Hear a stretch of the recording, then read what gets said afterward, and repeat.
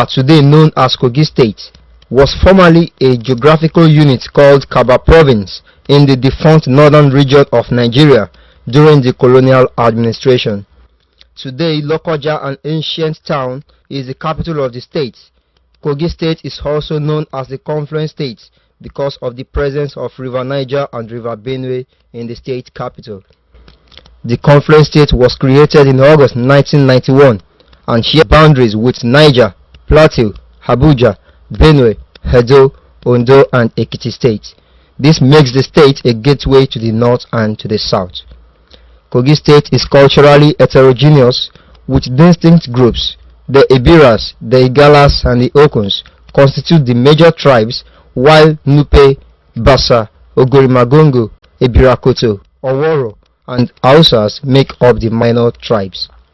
The 18-year-old state is blessed with over 3 million people and a wide array of solid mineral deposits. Kogi State is said to possess more than 50% of solid mineral deposits of the country available in commercial quantities. Unfortunately, the state has remained economically backward despite its gold mine.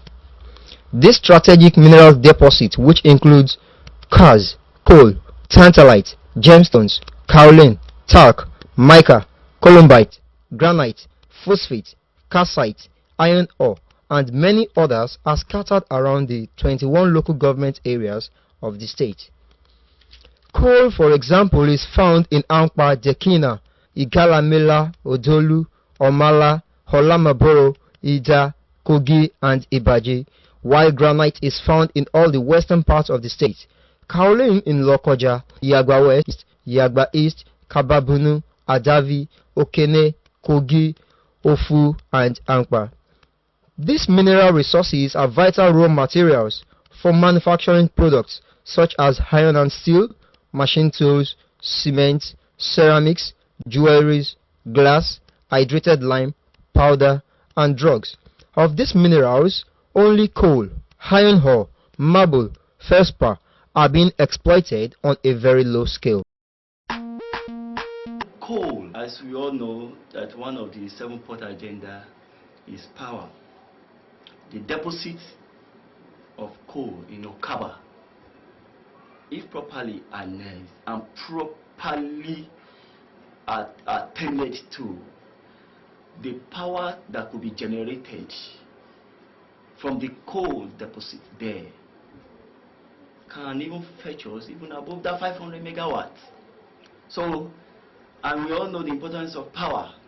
So definitely, I see solid mineral as a very good potential alternative to the petroleum sector if all hands are put on deck. Saying that Kogi State is blessed with solid mineral is an understatement. The state itself is an embodiment of solid enterprise, though wallowing in poverty. Having realized this, the state government in August 1995 established the Directorate of Solid Minerals Development in the Ministry of Commerce and Industry, which was later upgraded to a full-fledged Ministry of Solid Minerals and Industry in 2001. This was done according to the establishment of Ministry of Solid Mineral Development in January 1995 by the federal government in an attempt to diversify the Nigerian economy from the oil sector to mineral development.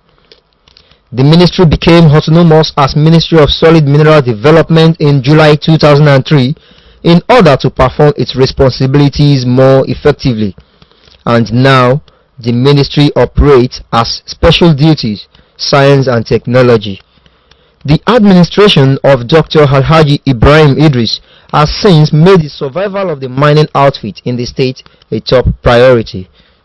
According to news reports, insiders have identified the challenges facing the solid mineral sector as administrative problems. In December 2009, the chairman, Senate Committee on Solid Minerals, Senator Thompson Sekibo, expressed dissatisfaction over the failure of the ministry to provide Nigeria with a viable alternative to oil as a key revenue earner. However, The Minister of Mines and Steel, Mrs. Dezani Alison Madueke, blamed the poor performance of the sector on negligence by the government and dependence on oil. Mrs. Alison Madueke said this during the October 2009 press ministerial briefing in Abuja. According to her, these reasons for poor performance and other factors have led to a steep decline in mining production to the extent that the sector currently accounts for less than 1% of the nation's gross domestic products. Well,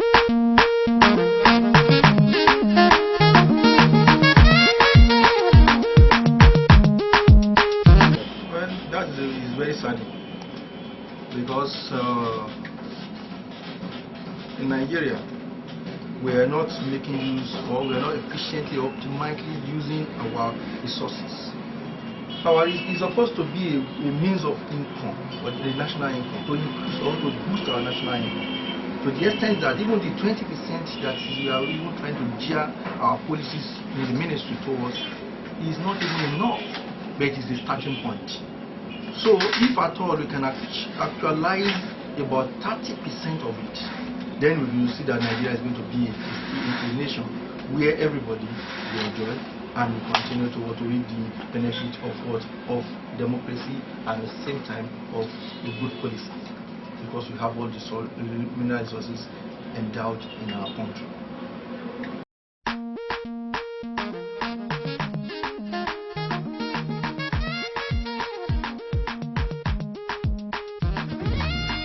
Yes, you are right.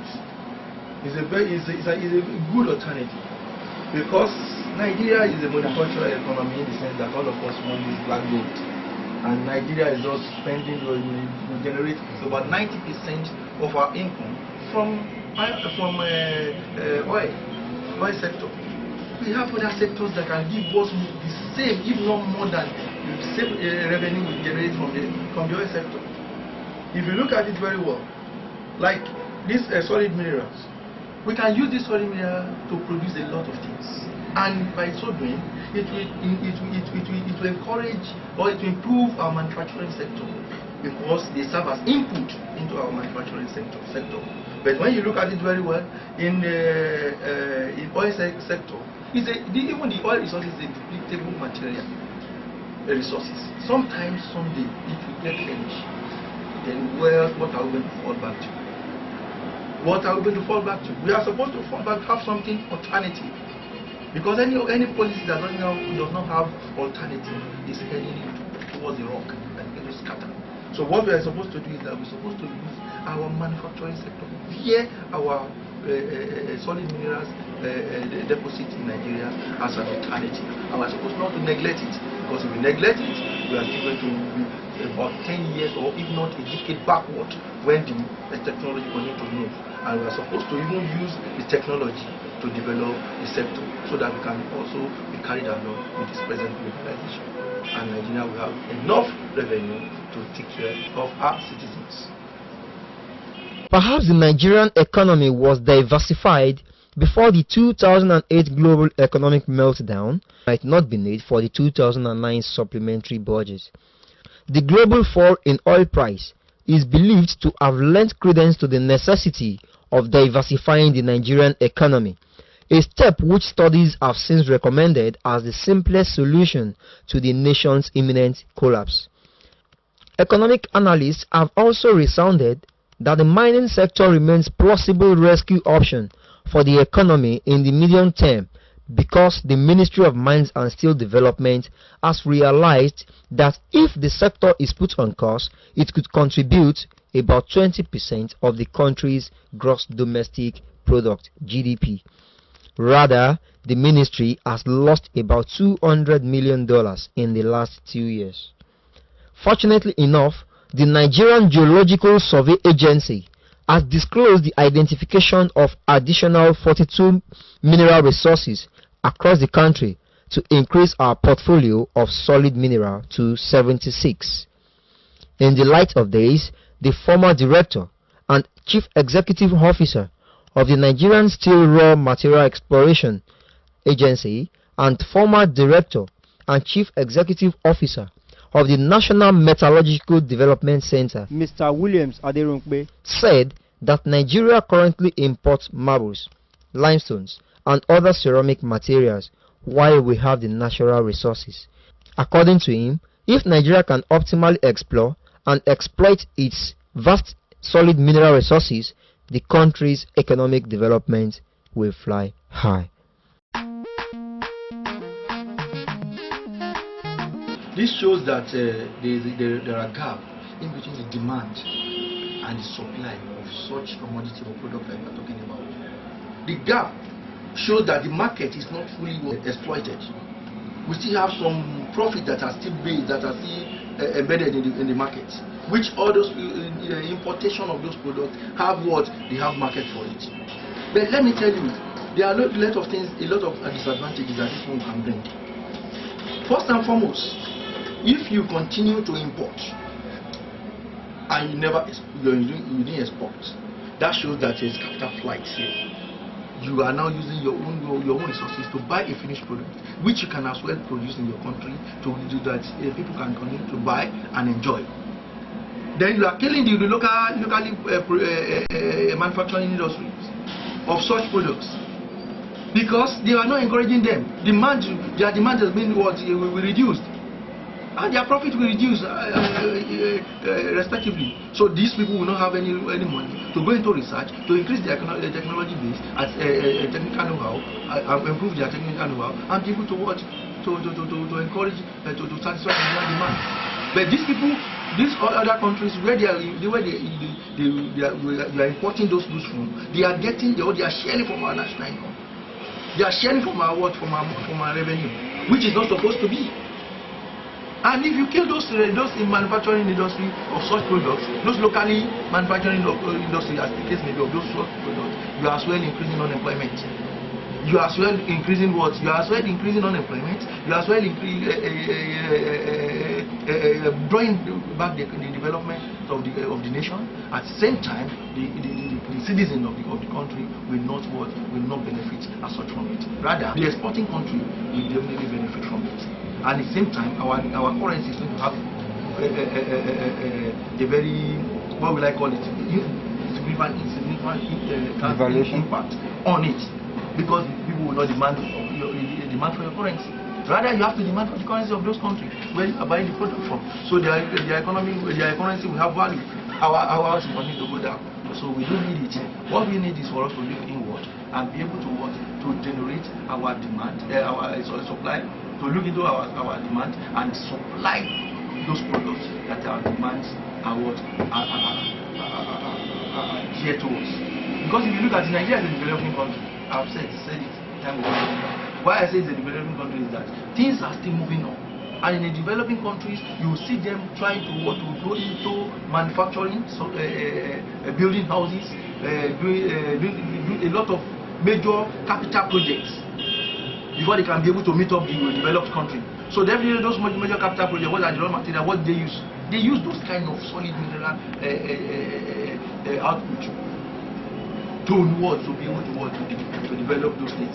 So if we don't look inward, we just continue to throw away our revenue and our resources, because those imported countries or the people that will import the raw materials, rather for us they are bringing out the final product. You know what they do? They are the ones that will determine the price of the raw materials. They will be the ones to determine the price of the final product. So definitely there will be gap in between the revenue. So they make a lot of profit. And the revenue that's supposed to be meant for Nigeria is meant for another country. So why must we encourage that? We are not supposed to encourage that. In as much as we are saying, we know that Nigeria, the contribution of solid minerals to GDP is just like 1%. It shows that we are still exporting the raw material. That's the raw material we are exporting is not giving us this 1%. So if you now make it the finished product, what is it going to be? It's going to give us more than this 1%. Rather, it's going to give up to 30 or 40% of contribution to our GDP. So what we are supposed to do is for us to make sure that all our policies, all our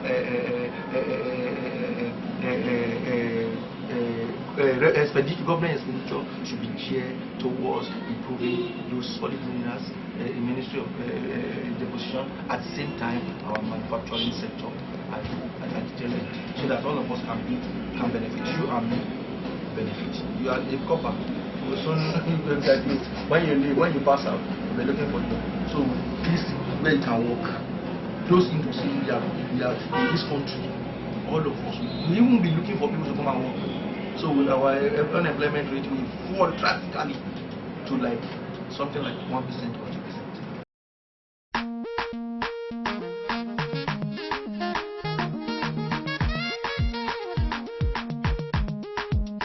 First and foremost, the government needs to identify the fact that these different minerals in different areas of the state is a blessing to us, and we need to tap the resources for the economy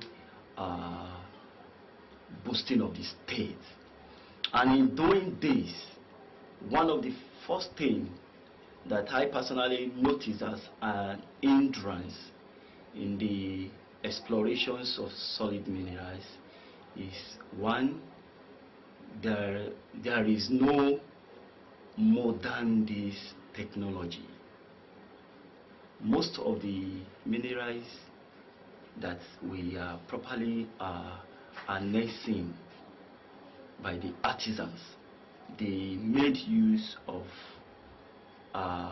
old technologies, and so we need to improve in our technology. And if that is done, the solid minerals sector of Kogi State will see the daylight. And another thing that I want the government to do is to they should try to improve on the road to most of these sites.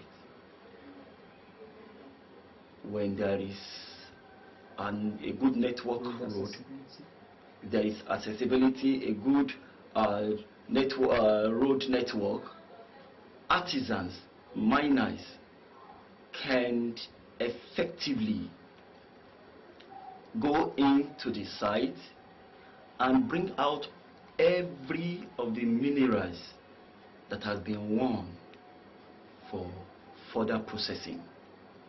This has been a very serious problem because most of these sites cannot be easily accessible, and so it has been a really stumbling block to solid mineral exploitations. And another thing is government to establish a mineral processing laboratory wherein most of the minerals that has been prospected can undergo a mineral processing analysis.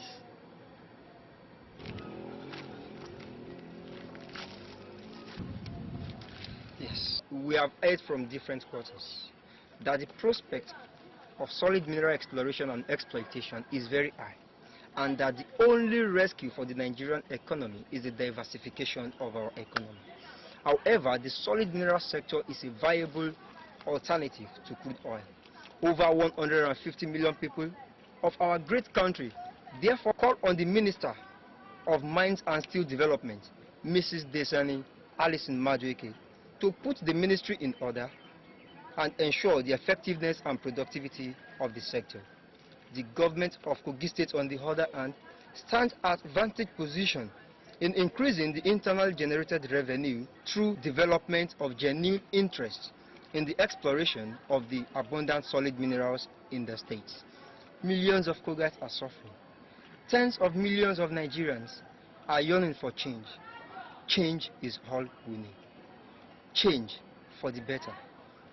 We need to get Nigerians out of the doldrum of economic shambles. God bless Kogi State. God bless NYSC. God bless Nigeria. I am core member Emmanuel Olujana.